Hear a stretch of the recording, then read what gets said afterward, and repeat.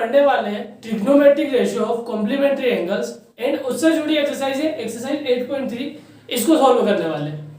तो trigonometric ratio of complementary angles क्यों पढ़ने वाले, तो उसकी जरूरत इस कारण से पड़ती है कि अभी तक हमने कुछ स्पेसिफिक एंगल्स पे रेशियो की वैल्यूज देखी है जो हमने ट्रिग्नोमेट्रिक टेबल में बनाई भी है और उसके थ्रू हम निकाल भी सकते हैं। बट इसके अलावा कभी और कोई एंगल आ जाएगा तो उसके लिए क्या करेंगे, तो नॉर्मली तो पता है हमें कि उसके लिए हम ट्रिग्नोमेट्रिक टेबल का यूज करेंगे, बट बिना ट्रिग्नोमेट्रिक टेबल का यूज किए भी क्वेश्चन सोल्व हो सकते हैं क्योंकि यहाँ पे जो रेशियोज है वो कॉम्प्लीमेंट्री रेशियोज के साथ भी है और उनका नॉर्मल रेशियो के साथ रिलेशन भी है। और ये हमने फर्स्ट वीडियो में जब इनके नाम लिखे थे तब अच्छे से देखा था।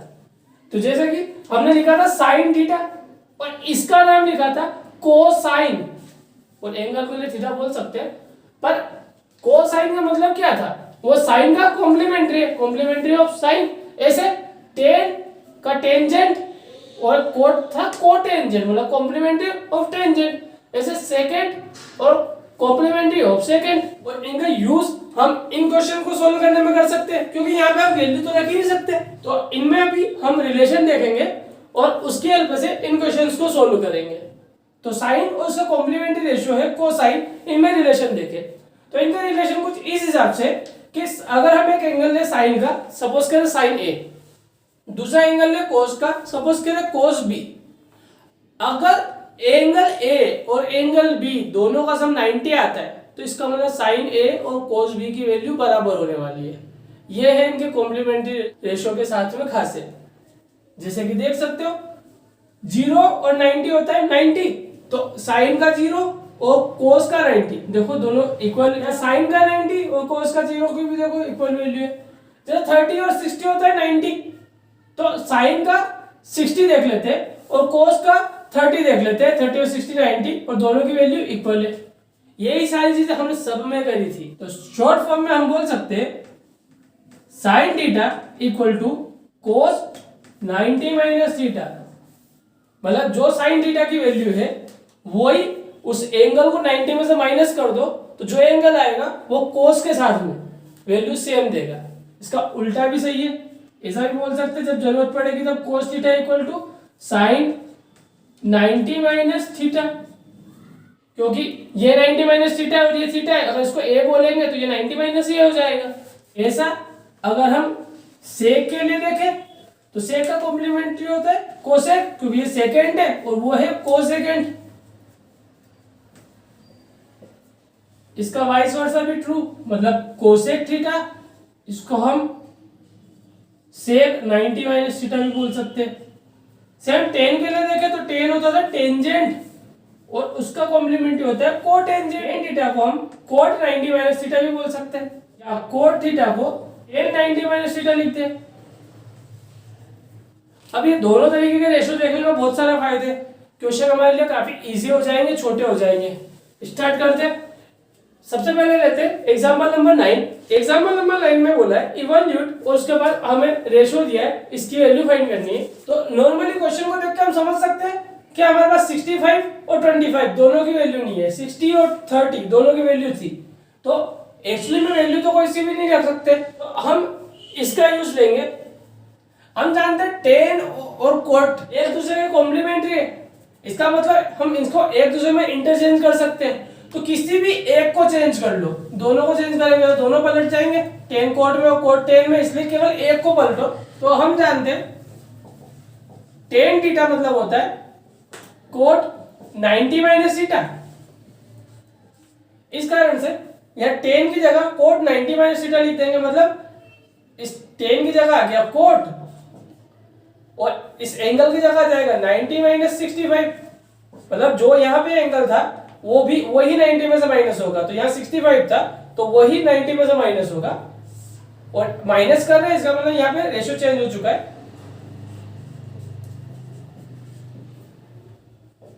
अगर सोल्व करें कोट 90 माइनस 65 तो 90 में 65 माइनस करते हैं तो आंसर आता है 25 डिग्री, और नीचे भी 25 डिग्री था, तो डिवाइड कर दे तो आंसर हो जाएगा 1। तो ये इसी तरीके से सारे क्वेश्चन काफी सिंपल होने वाले। फिर भी बहुत सारे बच्चे कंफ्यूजन पैदा कर लेते हैं, तो कौन कौन से कंफ्यूजन होंगे उसके बारे में आगे बात कर लेंगे। अभी चलते हैं क्वेश्चन नंबर फर्स्ट पे, एक्सरसाइज 8.3 के। 8.3 के क्वेश्चन नंबर फर्स्ट में दिया इवैल्यूएट, उसके बाद 4 प्रॉब्लम दिए और चारों हमने नोट कर लिए। फर्स्ट से स्टार्ट करें। यहाँ पे sin 18 अपॉन cos 72। अब जैसा हमने यहाँ पे किया था सेम वैसे ही करके देखते हैं, और थोड़ा चेंज के लिए इसमें नीचे वाला चेंज कर लेते हैं। तो cos के लिए देखें तो हमने यहाँ पे लिखा है cos थीटा को हम sin 90 माइनस थीटा भी लिख सकते हैं। तो sin 18 को sin 18 ही रहने देते, cos थीटा मतलब cos 72 को हम लिखते हैं sin 90 माइनस थीटा मतलब सेम एंगल मतलब 72। अब सोल्व करें तो sin 18 अपॉन sin 19 माइनस 72 होता है 18 डिग्री, तो वापस ये कट जाएगा और आंसर आ जाएगा 1। नॉर्मली एक क्वेश्चन को करने के दो तरीके देख लिए, या तो ऊपर वाला चेंज कर लो या नीचे वाला चेंज कर लो, पर किसी एक को करो ताकि दोनों सेम हो जाए। तो अभी तक हम दो तरीके देख चुके हैं, पर दोनों में कोई मतलब दो तरीके तो नहीं बोल सकते, ऐसे तरीका तो एक ही है ऊपर नीचे, पर अब जो करने वाले उसको दूसरा तरीका बोल सकते हो। कुछ बच्चे इस तरीके का यूज करते हैं, कहीं पे कुछ इस तरीके से भी सिखाया जाता है जो अगला करने वाले, पर यहाँ पे कंफ्यूज भी हो जाते हैं, तो कंफ्यूजन से बचना इस वाले में। इसमें नेक्स्ट तरीका यूज कर रहे हैं, देखो tan 26 degree upon cot 64 degree. यहाँ पे मैं tan 26 डिग्री को लिख सकता हूँ tan 90 minus 64 degree upon cot 64 degree. देखो 90 में से 64 माइनस करोगे तो 26, तो इसका मतलब मैंने 26 को लिख दिया 90 माइनस 64। और हम जानते हैं tan 90 माइनस थीटा ये होती है कोट थीटा की वैल्यू, तो इसको हम लिख सकते हैं कोट 64 और अपॉन में 64, कोट 64 था इसे, तो आंसर हो जाएगा 1 क्योंकि दोनों डिवाइड हो जाएंगे। तो ये भी एक तरीका है, पहले एंगल को चेंज कर लो, फिर वो रेशो किसी के बराबर होता है उसके बराबर लिख दो। बट इसमें सबसे ज्यादा बच्चे कंफ्यूज होते हैं, इस कारण से अगर इसको करो तो काफी अच्छे से करना, सही ध्यान रख के करना है, कुछ गलती तो नहीं कर रहे हो। यहाँ पे हमने एंगल चेंज किया है और यहाँ पे हम डायरेक्ट रेशियो चेंज कर रहे थे, जैसे cos 72 था तो इसे हमने लिखते sin 90 माइनस 72। और मेरे हिसाब से तुम इसको प्रीफर करो क्योंकि इसमें गलती न के बराबर होगी, इसमें भी गलती नहीं होगी, पर कभी कभी कोई कंफ्यूज हो सकता है, इसमें चांस नहीं है। इसमें डायरेक्ट रेशियो चेंज हो रहा है, इसके अंदर केवल पहले एंगल चेंज किया जा रहा है, उसके बाद जाके रेशियो चेंज हो रहा है। चलो देखते थर्ड वाला, और सिंपल तरीके से देखते cos 48 माइनस sin 42, किसी भी एक को चेंज कर लो, तो हम cos को ही कर लेते हैं। cos को हम लिख सकते हैं cos theta equal to sin 90 minus theta, तो cos 48 हो जाएगा sin 90 माइनस 48 और माइनस में sin 42 तो है सही, sin 90 माइनस 48 हो जाएगा sin 42 माइनस sin 42, और दोनों इक्वल है इस कारण से माइनस होके 0 हो जाएगा। फोर्थ को देखें, अब ये दोनों भी एक दूसरे कॉम्प्लीमेंट्री है, चेंज कर लेते हैं। कोसेक थीटा को लिख सकते हैं हम सेक 90 माइनस थीटा, तो इसको लिख लेते हैं हम सेक 90 माइनस 31। ध्यान रखना जैसे तुम रेशियो चेंज कर रहे हो एंगल को 90 में से माइनस करना है, तबकि इस तरीके में हम 26 को 90 माइनस क्या लिख सकते हैं वो देख लेते हैं, उसके बाद रेशियो में चेंज कर लेते हैं। अब 90 माइनस 31 करें तो हो जाएगा सेक 59 डिग्री, और माइनस तो हो ही रहा है यही सेम चीज, इसका मतलब इसका आंसर भी हो जाएगा 0। अब चलते हैं क्वेश्चन नंबर सेकंड पे, उसका first bit question number second में पूछा है शो दैट, और हमें यहाँ पे एक इक्वेशन दी है, मतलब इसे हमें 1 के बराबर बताना है। तो क्वेश्चन को ऑब्जर्व करें और समझने की कोशिश करें कि यहाँ पे आंसर 1 कैसे आ सकता है। तो वापस से अगर हम थोड़ा सा गौर करेंगे तो हमें पता पड़ेगा कि यहाँ पे ऐसे दो पेयर है जिनका सम 90 डिग्री हो रहा है, इसका मतलब उनमें से किसी एक को चेंज करते हैं, जैसे कि 48 और 42 90, इनमें से किसी एक को चेंज करते हो, 23 और 67 90, इसमें से किसी एक को चेंज करते तो कोट में चेंज हो जाएगा। वो कोट होता है 1/10, वो आसानी से कट जाएगा और आंसर 1 आने के चांसेस है। तो एलएचएस से स्टार्ट करें तो हम जानते हैं tan थीटा इक्वल टू होता है कोट 90 माइनस थीटा, और चेंज करते जाते हैं यहाँ tan 48 और tan 42, यहाँ पे 48 और 42 का सम होता है 90, मतलब इन दोनों में से केवल एक को चेंज करें तो चेंज कर लेते हैं इसको लिख सकते हैं हम कोट 90 माइनस 48 tan 23, इसको भी चेंज कर लेते हैं, इसको लिख लेते हैं हम कोट 90 माइनस 23, tan 42 को एज इट इज रहने देते हैं और tan 67 को भी as it is. Cot 90 minus 48 होता है कोट 42 डिग्री, 90 माइनस 23 करेंगे तो आंसर आएगा 67 डिग्री, और ये तो एज इट इज लिख ही देते। अब कोट 42 को हम लिख सकते हैं 1 बाय tan 42, कोट 67 को लिख सकते हैं 1 बाय tan 67, क्योंकि tan थीटा इक्वल टू होता है 1 बाय कोट थीटा, या कोट थीटा इक्वल टू होता है 1 बाय tan थीटा। ये एज इट इज रहता है वापस से।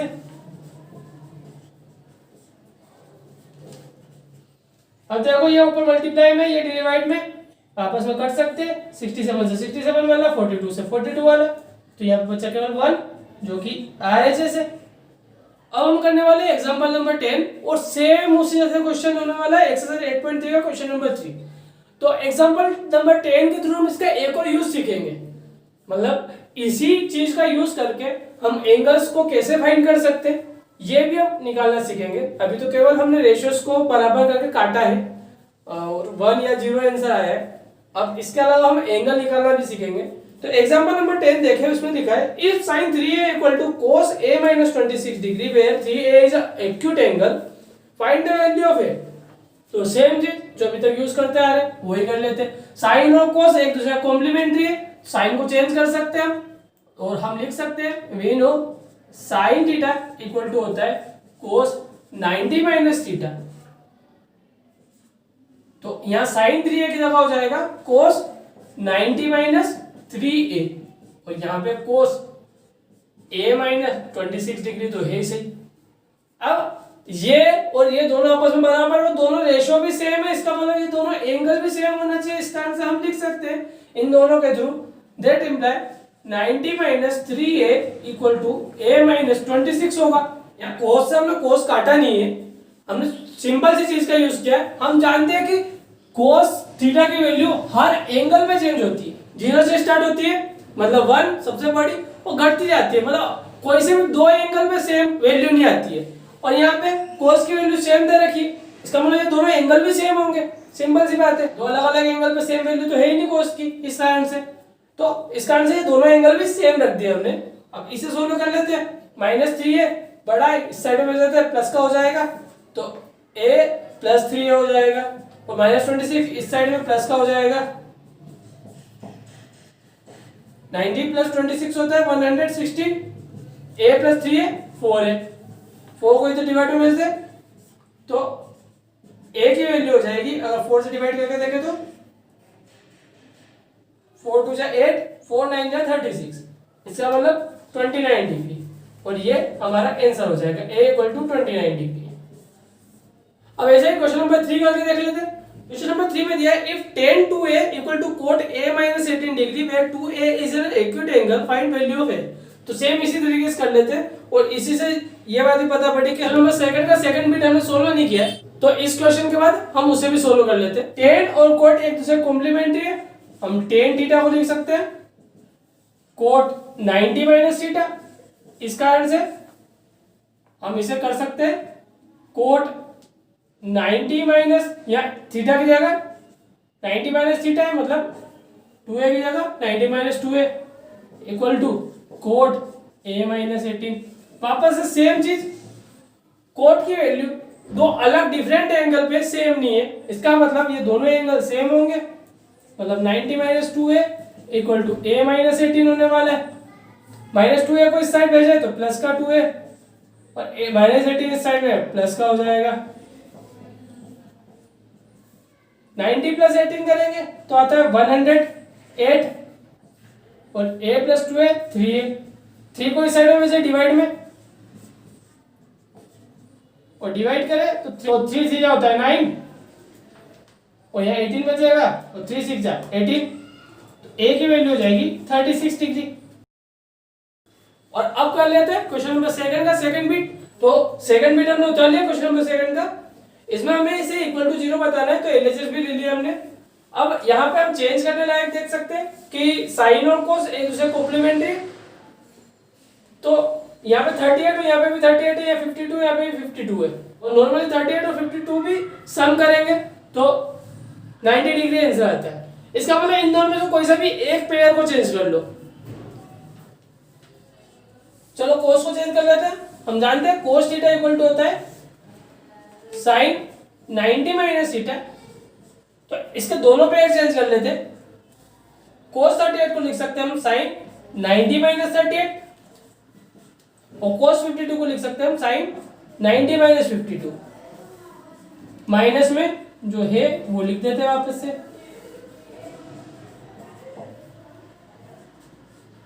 साइन 90 में से अगर 38 माइनस करेंगे तो आता है आंसर 52, और साइन 90 में से 52 माइनस करेंगे तो आंसर आता है 38। माइनस में जो है वो लिख ले,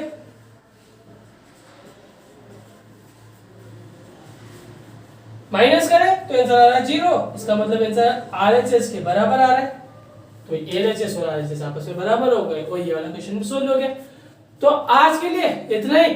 बची हुई एक्सरसाइज को नेक्स्ट वीडियो में पूरा करने की कोशिश करेंगे। ओके।